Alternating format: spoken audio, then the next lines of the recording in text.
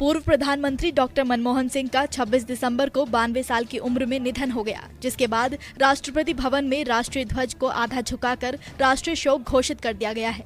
ऐसे में हम सभी के जहन में कई प्रकार के सवाल आते हैं कि आखिर मनमोहन सिंह के राष्ट्रीय शोक के दौरान क्या क्या होगा और किन किन नियमों के तहत उनका अंतिम संस्कार किया जाएगा। तो सबसे पहले आपको बता दें कि भारत सरकार ने आज के लिए निर्धारित सभी कार्यक्रम रद्द कर दिए हैं और 7 दिनों का राष्ट्रीय शोक घोषित किया गया है। डॉक्टर मनमोहन सिंह का अंतिम संस्कार पूरे राजकीय सम्मान के साथ किया जाएगा। तो वहीं सबसे पहला सवाल ये आता है कि आखिर डॉक्टर मनमोहन सिंह के निधन पर राष्ट्रीय शोक क्यों घोषित किया गया और आखिर ये राष्ट्रीय शोक होता क्या है।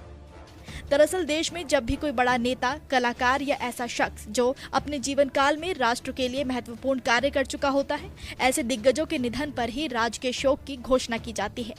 पहले राजकीय शोक घोषित करने का अधिकार राष्ट्रपति के पास था। राष्ट्रपति केंद्र सरकार की सलाह पर राजकीय शोक घोषित करते थे, लेकिन नियमों में बदलाव के बाद अब यह अधिकार राज्यों के पास भी है। बता दें कि कई बार केंद्र और राज्य सरकारें अलग अलग राजकीय शोक घोषित करती हैं। राष्ट्रीय शोक पूरे देश में शोक को व्यक्त करने का एक प्रतीकात्मक तरीका है। तो वहीं अगला सवाल आता है कि आखिर राष्ट्रीय शोक के दौरान क्या होता है।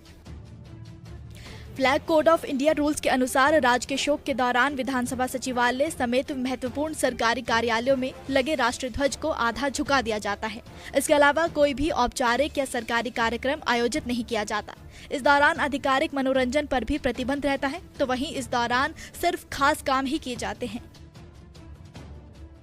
अगला सवाल ये भी आता है कि क्या राष्ट्रीय शोक के दौरान सरकारी छुट्टी घोषित होती है या नहीं। तो आपको बता दें कि राजकीय शोक घोषित होने पर किसी भी स्कूल या सरकारी संस्थान में छुट्टी नहीं रहती। केंद्र सरकार के 1997 की नोटिफिकेशन में कहा गया है कि राजकीय शोक के दौरान कोई सरकारी छुट्टी नहीं रहेगी। नियमों के अनुसार जब किसी राष्ट्रपति या प्रधानमंत्री की मौत पद पर रहते हुए होती है तो उस परिस्थिति में सरकारी छुट्टी घोषित की जाती है।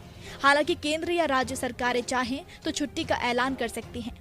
केंद्र सरकार की 1997 में दिए गए नोटिफिकेशन के मुताबिक राजकीय शव यात्रा के दौरान सार्वजनिक छुट्टी अनिवार्य नहीं है, लेकिन इससे पहले इसे जरूरी माना जाता था। तो वहीं ये भी सवाल आता है कि आखिर ये राष्ट्रीय शोक कितने दिनों तक होता है। राजकीय या राष्ट्रीय शोक कितने दिन का होता है, इसकी कोई लिमिट नहीं है। सरकारें अपने हिसाब से राजकीय शोक का ऐलान करती हैं। उदाहरण के तौर पर जब पूर्व पीएम अटल बिहारी वाजपेयी की मौत हुई तो 7 दिन का राजकीय शोक घोषित किया गया था। जबकि पूर्व रक्षा मंत्री और पूर्व मुख्यमंत्री मुलायम सिंह यादव की मौत हुई थी तो 3 दिन का राजकीय शोक का ऐलान किया गया था। बता दें कि डॉक्टर मनमोहन सिंह के निधन पर सरकार द्वारा 7 दिन का राष्ट्रीय शोक घोषित किया गया है। पहले राजकीय शोक की घोषणा केवल केंद्र सरकार की सलाह पर राष्ट्रपति द्वारा की जाती थी, इसलिए इसे राष्ट्रीय शोक भी कहते हैं। हालांकि हाल के समय में नियमों के बदलाव के बाद अब राज्यों को भी यह अधिकार दिया गया है कि वो तय कर सके कि किसे राजकीय सम्मान देना है। इसके अलावा राजकीय सम्मान के साथ अंत्येष्टि पार्थिव शरीर को जिस ताबूत में रखा जाता है उसको तिरंगे में लपेटा जाता है, बंदूकों की सलामी दी जाती है। फिलहाल केंद्रीय कैबिनेट की बैठक होने जा रही है, जिसमें पूर्व प्रधानमंत्री को श्रद्धांजलि दी जाएगी। पूरे राजकीय सम्मान के साथ डॉक्टर मनमोहन सिंह का अंतिम संस्कार 28 दिसंबर को किया जाएगा।